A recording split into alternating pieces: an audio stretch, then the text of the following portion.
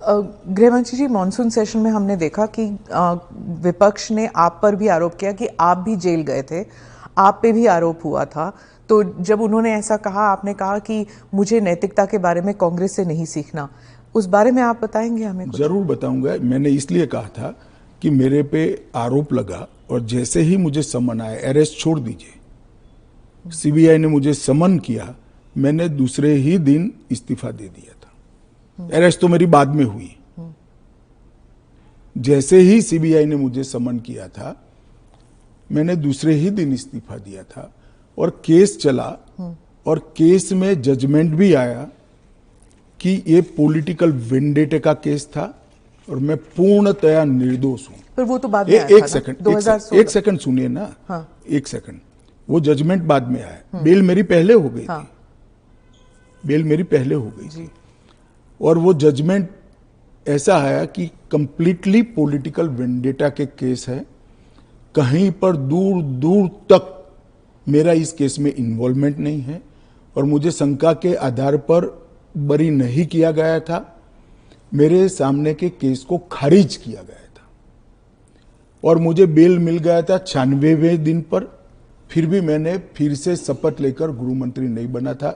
इतना ही नहीं, जब तक मैं कंप्लीटली मेरे सामने के सारे आरोप क्वाश नहीं हुए, तब तक मैंने किसी भी संवैधानिक पद पर शपथ नहीं ली थी।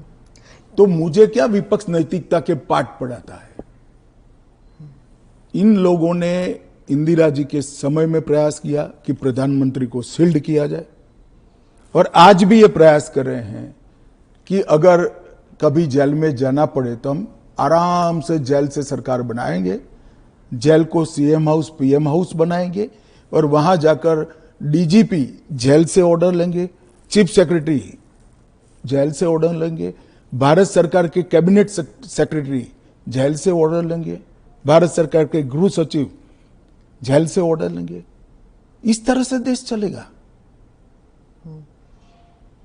और ये कल्पना ही मैं तो, मेरी पार्टी और मैं दोनों सिरे से खारिज करते हैं कि जो व्यक्ति बैठा है इसके बगैर इस देश का शासन नहीं चल सकता और इससे किसी का भी बहुमत पार्लियामेंट में या विधानसभा में प्रभावित नहीं होगा। एक सदस्य जाएगा, आपकी ही पार्टी के दूसरे साथी सरकार चलाएंगे और आप जब जमानत प्राप्त कर लोगे तो आप आकर फिर से शपथ कर सकते हो। इसमें आपत्ति क्या है?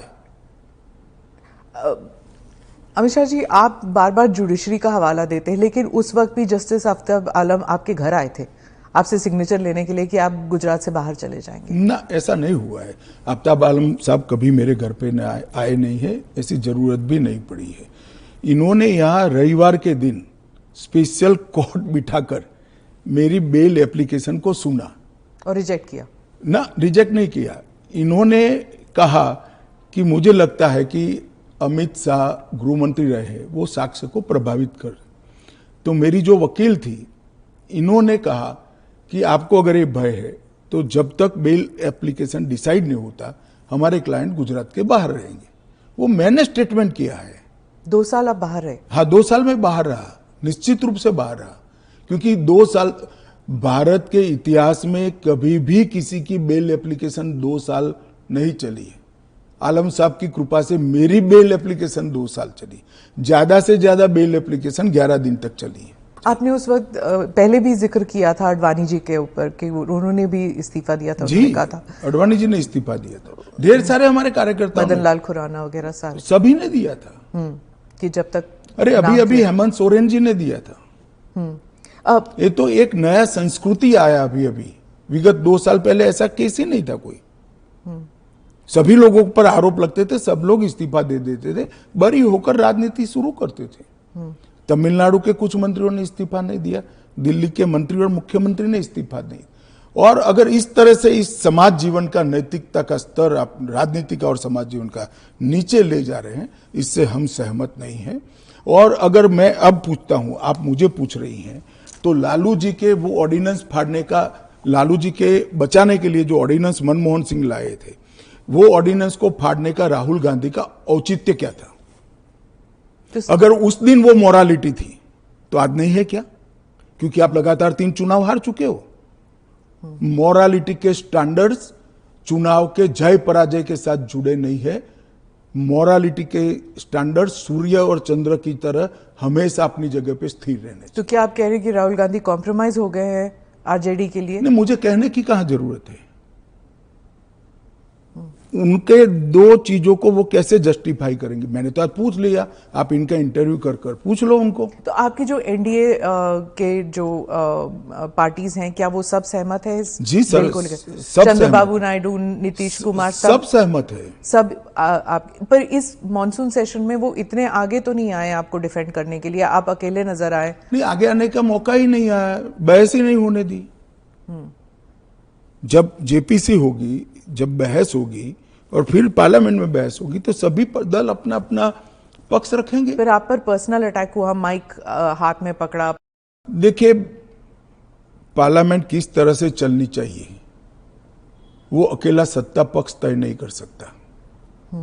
किसी भी बिल के लिए या संवैधानिक संशोधन के लिए स्वस्थ बहस का वातावरण अगर विपक्ष नहीं बनाता है तो देश की जनता देख रही है कि ये पद्धति ठीक है क्या। इस बिल पर जब तय था कि बिल अभी पारित नहीं होना है, जेपीसी में जाना है, मैंने बीच में ही खड़े होकर इसकी घोषणा कर दी थी, तो विपक्ष इस बिल पर अपना विचार रख सकता था या नहीं रख सकता, मुझे जवाब देना पड़ता।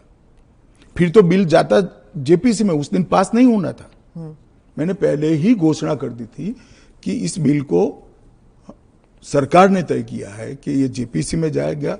दोनों सदन का जेपीसी बनेगा। 21 सदस्य लोकसभा के होंगे, 10 सदस्य राज्यसभा के होंगे, 31 सदस्य प्रोरेटा सभी दलों से आएंगे।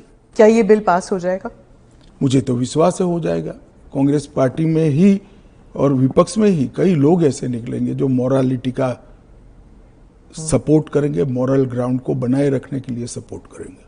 और कब तक, कोई सीमा है, टाइम फ्रेम है? ये जेपीसी के अध्यक्ष जो बनेंगे उस पर निर्भर होगा। वो जब चर्चा समाप्त करेंगे तुरंत हम तो अगले सप्ताह में ले आएंगे।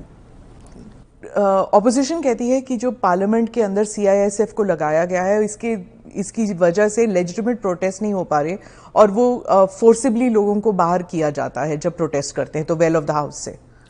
पहली एक बात की स्पष्टता आप समझ लीजिए, पार्लियामेंट के अंदर कोई भी फोर्स पार्लियामेंट की और गृह के अंदर सदन की सुरक्षा में वो स्पीकर के अधीन होती है। इसमें फोर्स का महत्व नहीं होता है। पहले भी दिल्ली पुलिस के जवान थे, अब सीआईएसएफ मार्शल्स थे ना पहले। तो वही मार्शल्स होते हैं, आज भी मार्शल्स ही है। वो जैसे ही संसद की सुरक्षा विंग में आते हैं वो सीआईएसएफ या दिल्ली पुलिस के जवान नहीं रहते, वो मार्शल माने जाते हैं और वो स्पीकर के तहत होते हैं। मार्शल सदन के अंदर तभी प्रवेश करते हैं जब स्पीकर उनको ऑर्डर करे। एक बात, ये जो बदलाव हुआ है वो एक बड़ी दुर्घटना हुई थी। कुछ वामपंथी लोगों ने संसद के अंदर स्प्रे किया था, कलर स्प्रे किया था। उस वक्त लोकसभा स्पीकर ने एक कमेटी बनाई और वो कमेटी में गृह सचिव भी थे, लोकसभा के सेक्रेटरी जनरल थे, राज्यसभा के सेक्रेटरी जनरल थे और कई लोग थे। उन्होंने मिलकर ये तय किया कि किसी ने किसी एक सीएपीएफ ने स्पेशल संसद की सुरक्षा के लिए ट्रेनिंग किया हुआ एक दस्ता बनाया जाए, जो दस्ता संसद सभ्यों की गरिमा, पार्लियामेंट्री प्रोसीडिंग की गरिमा और संसद की सुरक्षा तीनों का समायोजन कर काम कर पाए। और तब यह तय हुआ कि सीआईएसएफ के अंदर पार्लियामेंट की सुरक्षा के लिए एक स्पेशल दस्ता बनाया जाएगा। जो पहले दिल्ली पुलिस के लोग मार्शल के रूप में आते थे, उसी तरह से मार्शल के रूप में सभापति और स्पीकर के अंतर्गत काम करेंगे। एक सेकंड, वो संसद की बाहरी सुरक्षा को भी सुनिश्चित करते हैं और आंतरिक मार्शल का काम भी वो करते हैं, क्योंकि संसद के अंदर हथियार ले जाने की अनुमति किसी भी सुरक्षा कर्मी को नहीं है। पर ये पैरामिलिट्री हो जाता है ना ट्रेनिंग उनकी। दिल्ली पुलिस क्या होता है, वो भी पुलिस होता है, वो भी मेरे ही अंडर आता है। इनको बहाना चाहिए और वो एक प्रकार की भ्रांति जनता में खड़ी करना चाहते हैं मगर वो निश्चित रूप से सफल नहीं होंगे, क्योंकि जनता से सीधा इंटरेक्शन उनसे कई गुना ज्यादा हमारा है। हम जनता से बात करते हैं, ऐसे ही आकर यहां नहीं बैठ गए हैं। मगर 3 चुनाव हारने के बाद मुझे लगता है फ्रस्ट्रेशन का जो लेवल है, वो सामान्य विचार विवेक जो होता है वो गवा बैठा है। पर वो राहुल गांधी कहते हैं कि लोगों के बीच तो वो जाते हैं, ट्रक ड्राइवर के बीच जाते हैं, खेतों में वो चाह रहे हैं, आप लोग तो नहीं जाते हैं। ऐसा है कि मैनेज कर कार्यक्रम करना और जनसंपर्क करना, दोनों के बीच में बड़ा फर्क है।